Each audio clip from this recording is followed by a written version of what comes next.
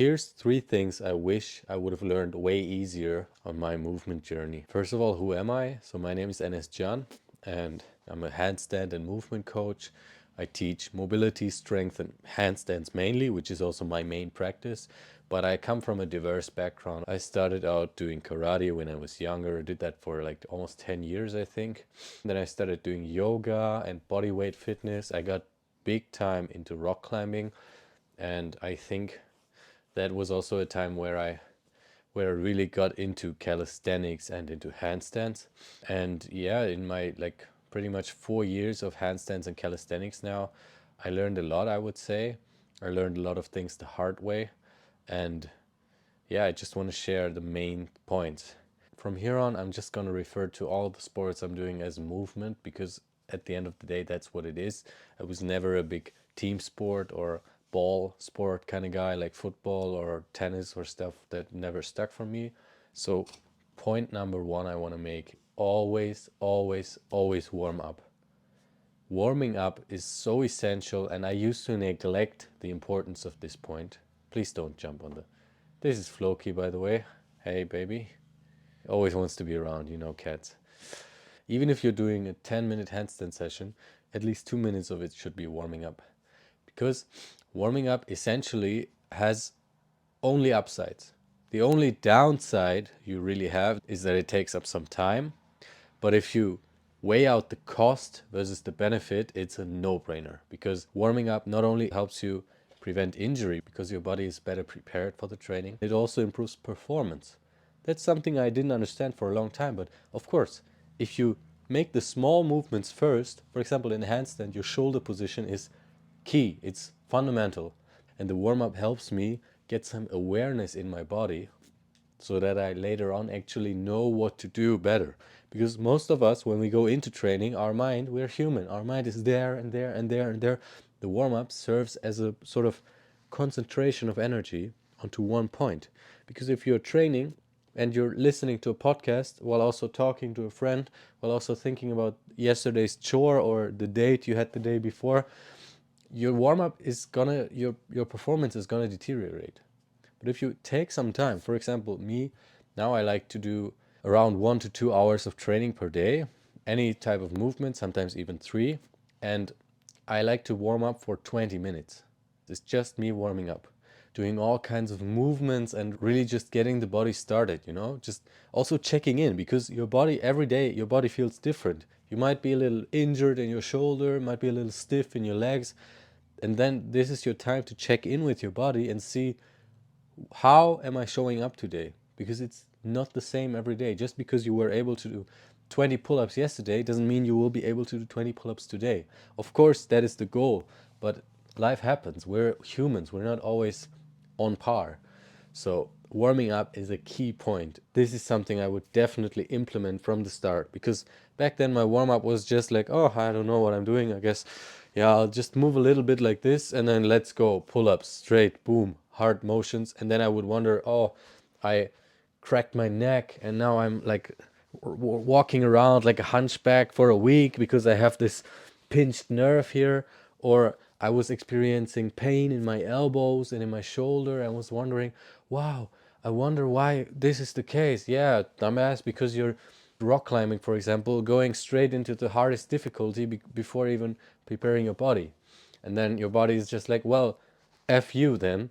I'm not gonna work. Like imagine you're just sleeping and somebody wakes you up and says, do 100 pull-ups, do 100 push-ups. It's the same situation. Your body needs to get acclimated to it. And that leads me to the second point, which is focusing on the basics. Look, if you want to build a house, you can't build a house on any surface. If you have sand, your house is going to sink and yeah, it's a disaster. You can't build a house on water. What you need is a solid, flat and hard foundation on which to build on. You need to know the basic movements, the basic fundamental techniques, which in calisthenics, for example, push-ups, pull-ups, dips, rows. Neglecting the legs here. Like, come on, who trains legs? No, of course, I'm just joking. I'm talking about upper body strength because calisthenics is mostly about that. Of course, you should always train your legs and do the mobility. But focusing on the basics, the basic technique, like how do I perform a pull up? How do I perform a dip? How should it feel in my body? Which muscles should I be feeling? Does the movement cause any pain or should it feel effortless? For years, I would have pain in my front shoulders when doing dips because I was just doing it with poor technique, with my shoulders all the way in front and like compensating. It was a disaster. And I was like training for the human flag, for example, in calisthenics. I was never able to hold a human flag. And I was training for it. Keep this in mind. I was doing it like 3 times per week, only human flag. And now I focused on training my upper body, my shoulders, the part between my shoulder blades, like the deep muscles which stabilize you. And the other day I went to the calisthenics park and I was able to do a human flag without training for it. This just goes to show, do the basics and later down the line you can start training skill specific. So what I mean by this, people see calisthenics and they're like, yeah, I want to do a muscle up, I want to do a front lever, I want to do a handstand, without being able to do 5 pull-ups, 10 dips, you know? Like, this is madness. Start with the basics. This is what I would tell myself. Like, don't look at the other people doing all this crazy stuff. You will also be able to do this. But in today's day and age, it's so ingrained in our brain to get a quick satisfaction, a quick sense of gratification. Like, yeah, this, I want this and this. Unfortunately, that's not how it works. Or fortunately, because training for a long time and sticking to something and then over time seeing the results, the long term gratification, this is what really, this is what feels good and what makes up self esteem and what helps you be someone instead of just being like, oh yeah, today I'm gonna try handstands, okay, 1 week, and tomorrow I don't want anymore, and then I'm gonna do the front lever, and this also does not work. No, work with the basics. I would say for 1 year at least, train and get really strong at doing the basics. And once you got those nailed, I'm just saying some numbers here, like 20 plus dips, 10 pull-ups, or 30 push-ups with good form, not just cranking them out, but really understanding the form and the technique of the basic exercises, getting a feel for the body, for your breath. Then you can start going to the advanced stuff. And when you do advanced stuff, focus skill specific. If you want to learn the planche, the front lever, the back lever, the muscle up, the handstand push-ups, it's 6 skills. And of course, you can start and train for 6 skills at a time. But maybe it's going to take you 10 years if you train for 6 skills at a time to learn all of them. While if you would train for each skill individually, it would take you half a year to get the back lever, maybe 2 years to get the planche, 1 year to get the front lever, half a year to get the handstand. You see where I'm going? It's not like a quick solution and all these guys like learn the handstands in 10 days. Bullshit. I mean, some people can do that, but progress takes time.